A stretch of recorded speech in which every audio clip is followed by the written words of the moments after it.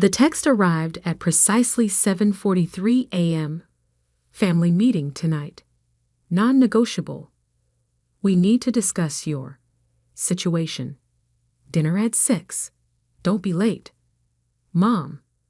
I stared at my phone screen in my real office, the entire 47th floor of the Apex Tower, not the shabby co-working space my family thought I operated from.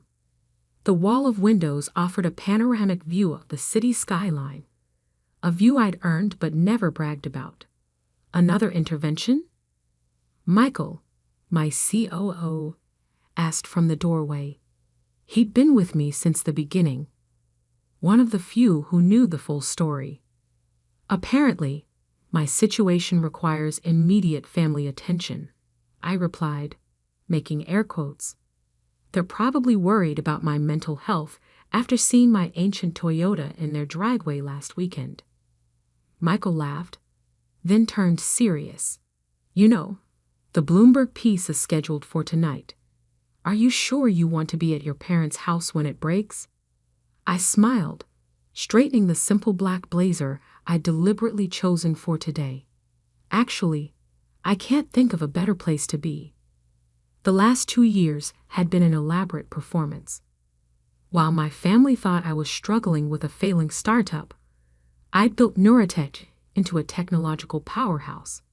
Our AI systems were revolutionizing everything from healthcare to space exploration. Major tech companies were our clients, though they didn't know the founder's identity. I'd kept my name out of everything, operating through layers of corporations and trusted proxies. My phone buzzed again. This time, it was my sister Elizabeth. Mom's worried sick about you. That apartment in the bad part of town. The clearance rack clothes. Please tell me you'll let us help you get back on track. If only they knew that I owned the entire bad apartment building, or that my clearance rack outfit today was actually hand-tailored Italian wool, deliberately distressed to look cheap. The deception had started as self-protection and evolved into an elaborate experiment. How long could I build an empire while my family thought I was failing? I arrived at my parents' Tudor mansion at 5:58 p.m. The circular driveway displayed the usual lineup of luxury vehicles. Dad's Mercedes, Mom's Range Rover, Elizabeth's Porsche, and my brother James's Tesla. My Toyota looked comically out of place, exactly as intended. The housekeeper opened the door before I could knock. They're in the living room, Miss Sarah, she whispered, giving me a sympathetic look. Your mother's been preparing all day. I could imagine. Mom's preparations usually involved color-coded folders of job listings and testimonials from her friends' children about the joys of corporate life.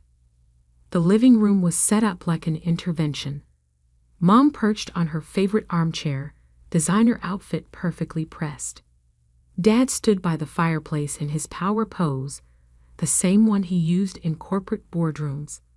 Elizabeth and her husband Richard sat on one sofa, while James and his wife Margaret occupied the other. The TV mounted above the fireplace was tuned to Bloomberg, providing background noise. Sarah, darling. Mom rose to air-kiss my cheek. You look comfortable. Translation: you look poor. Thanks, Mom. This blazer was a great find at the thrift store. Elizabeth nearly choked on her wine. Dad cleared his throat. Sarah, we've asked you here because we're concerned. It's been 2 years since you left your position at Goldman Sachs. A managing director position, Mom interjected. To pursue this startup idea. We've been patient, supportive. I bit back a laugh. Their version of support had been weekly emails about job openings and constant reminders about the benefits of real employment. Your mother, and I think it's time to discuss next steps, Dad continued. Moving forward, perhaps considering a return to banking, Elizabeth supplied helpfully. Marcus at Goldman still asks about you. Or consulting, James added. My firm is always looking for. I'm doing fine, I interrupted. Fine. Mom's voice rose. Living in that tiny apartment. Such a waste of your potential. Harvard MBA, top of your class. And now what? Some mysterious tech project you won't even explain properly. The TV behind them caught my attention. The Bloomberg logo flashed, and I checked my watch. 6:30 p.m. Right on schedule. Breaking news, the anchor announced. The tech world's biggest mystery is about to be solved. The founder of Neurotech, whose identity has been the subject of intense speculation, will be revealed tonight. Sources value the company at $5.2 billion. My family barely noticed the broadcast, too busy listing my failures. Sarah, Richard, Elizabeth's husband, leaned forward with his best mansplaining expression. I've looked into the tech sector. It's oversaturated. Without serious capital. SOURCECONFIRM. The TV blared. NEURATCFOUNDERCARABENET. The room froze. 6 heads whipped toward the screen, where my professional headshot now filled the display. The 29-year-old HARVARDGURADUATE has BUILT, the most INNOVATEAI he owned PANY in Silicon Valley. OPE rating incomplete SECREC for 2 years. Mom's wine glass slipped from her fingers, staining the Persian carpet. Dad's mouth opened and closed without sound. Elizabeth grabbed her phone, frantically Googling. Oh my God, she whispered. Oh my God. James stood up so fast, he knocked over a lamp. This has to be a mistake. Sarah's company is. She works in a co-working space. She drives a Toyota. I pulled out my phone as it started buzzing with notifications. Actually, I own the building that houses that co-working space, and several others. The Toyota is just practical.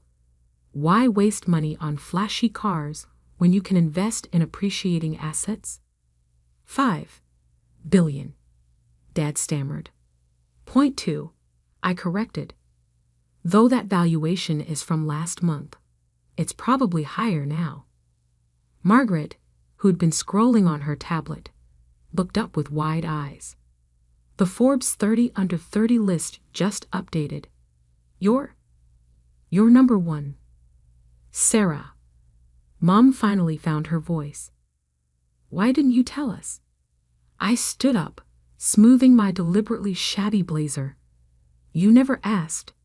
You were too busy telling me what I was doing wrong to notice what I was doing right.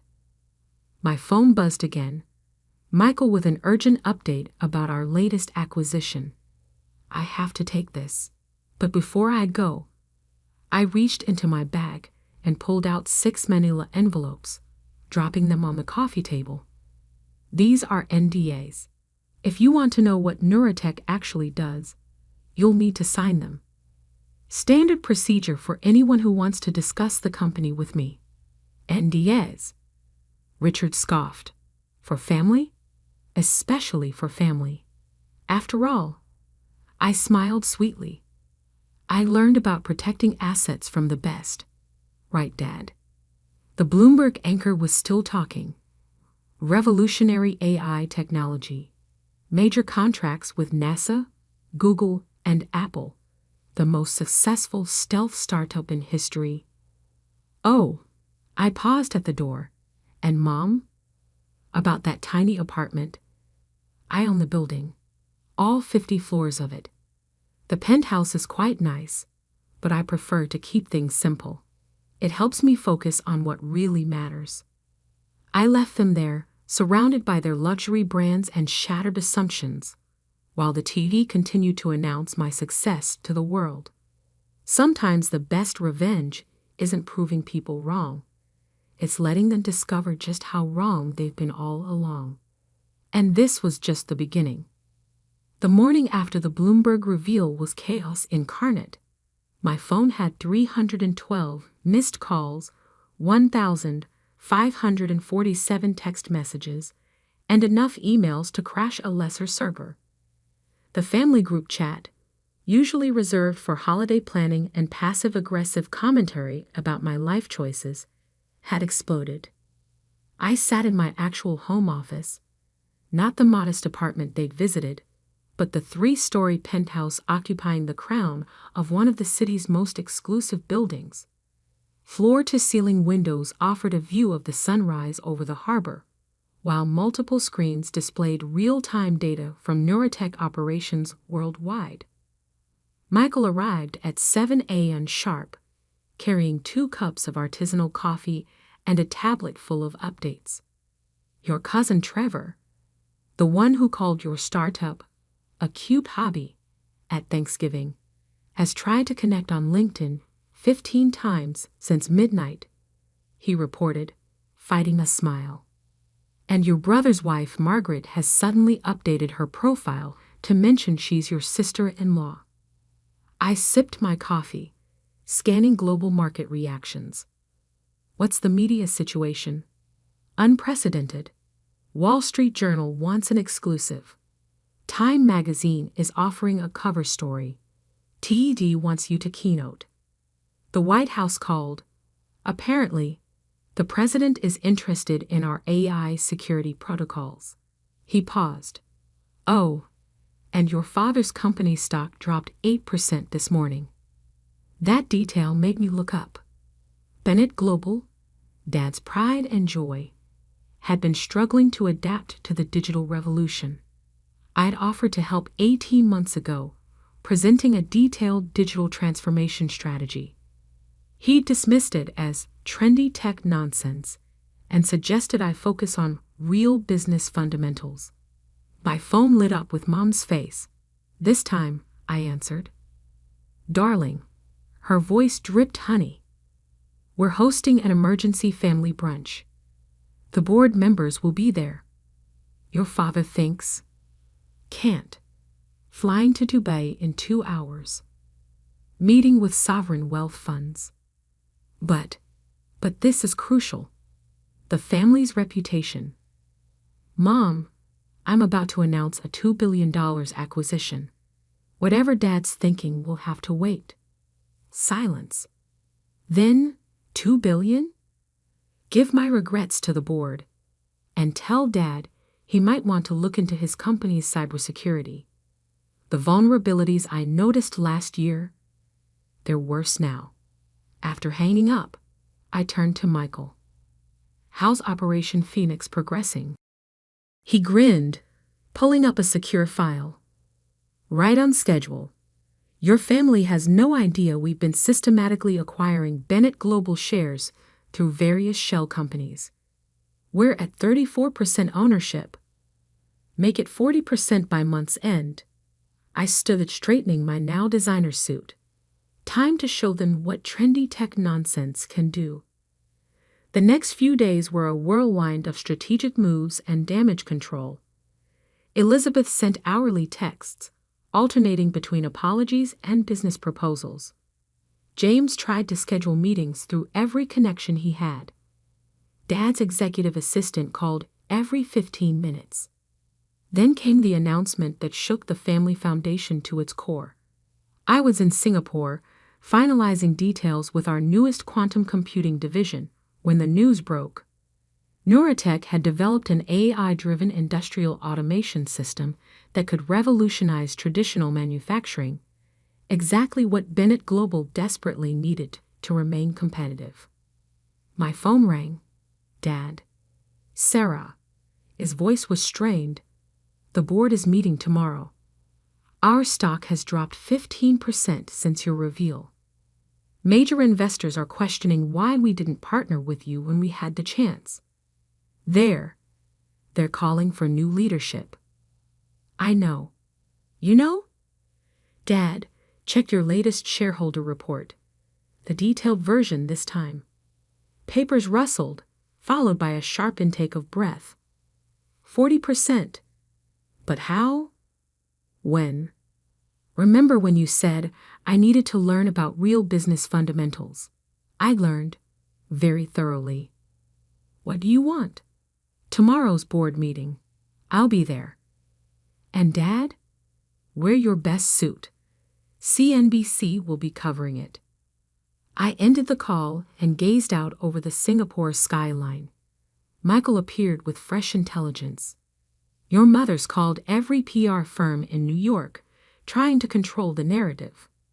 Elizabeth's husband is quietly shopping his resume. And that trust fund cousin who mocked your little computer project at Christmas? He's asking if we're accepting applications. I smiled, adjusting my Cartier watch, the one I'd bought, but never worn to family functions. Schedule a family dinner for next week. My treat. Book the private room at that restaurant they could never get into. The 3-star Michelin one? No, the one I acquired last quarter. The pieces were falling perfectly into place. I'd spent 2 years being underestimated, dismissed, and pitied.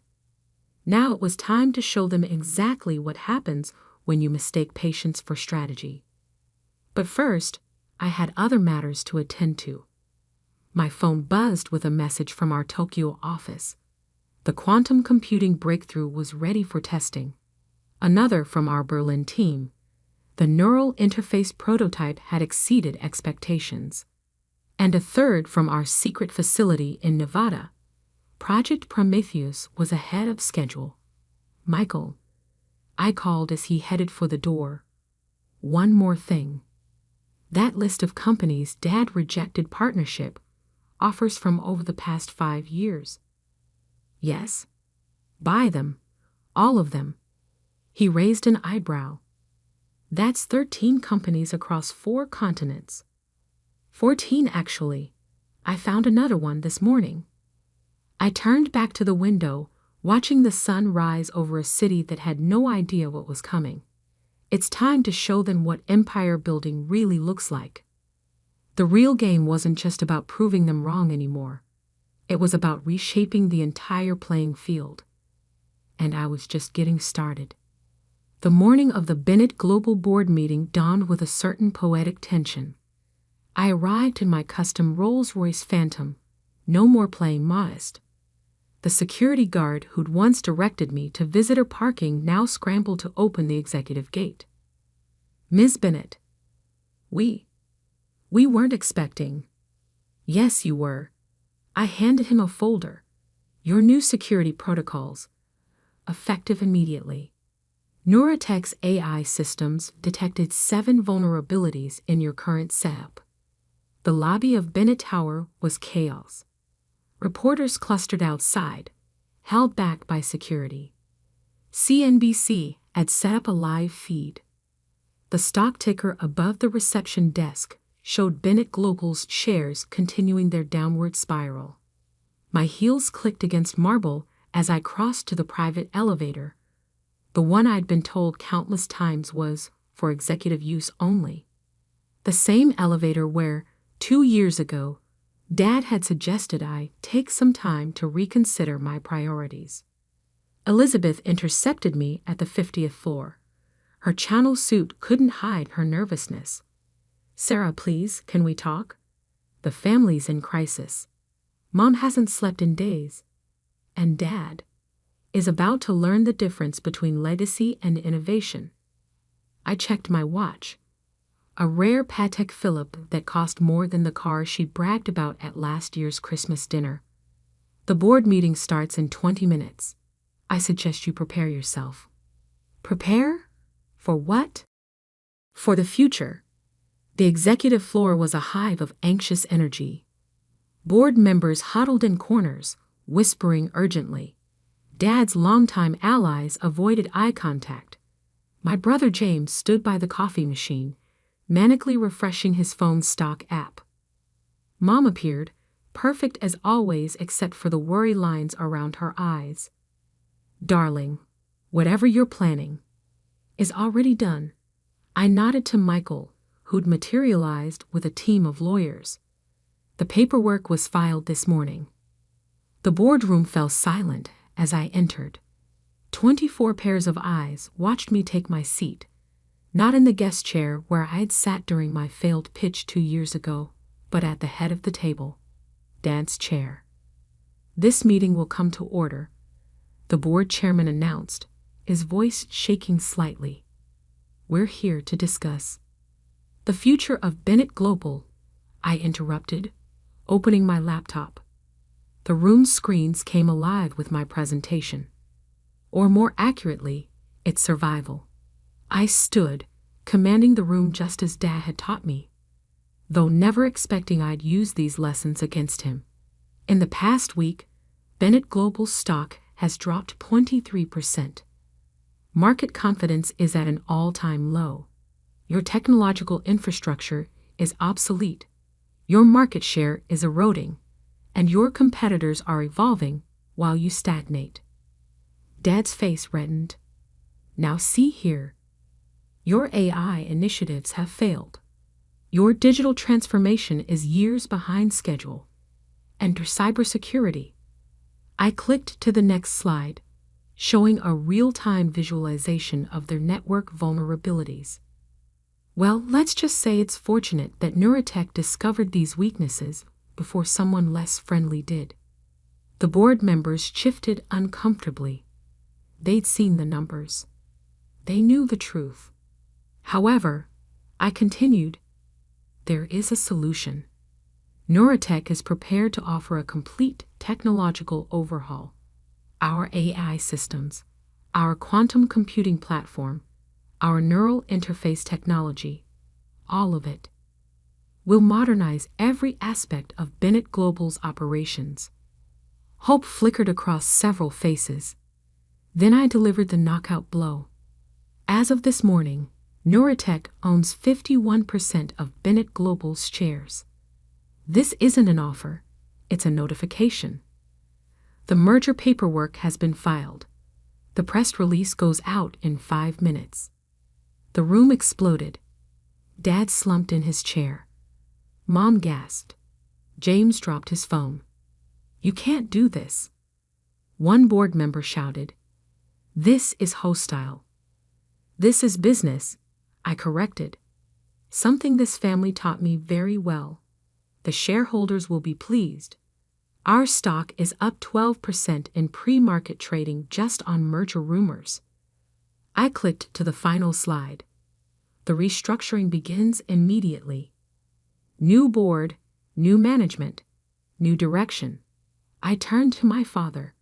You always said Bennett Global would be my inheritance someday. I just decided not to wait. The next hour was a blur of signatures, legal documents, and shell-shocked expressions. By noon, I was CEO of both Neurotech and Bennett Global. The empire I'd built had just doubled in size. As the board members filed out, I finally turned to my family. Now, about dinner tonight. Dinner? Elizabeth looked dazed. How can you think about dinner? Because I own the restaurant, and the building it's in, and most of this block, actually. I smiled. I thought it would be a good place to discuss the future of our family enterprises. All of them. Mom stepped forward. Sarah, why didn't you just tell us? All this dissection, this elaborate game. Would you have listened? 2 years ago, I tried to tell you about AI's potential, about the future of technology. You all laughed, called it my little hobby. Well, my little hobby just reshaped the entire industry.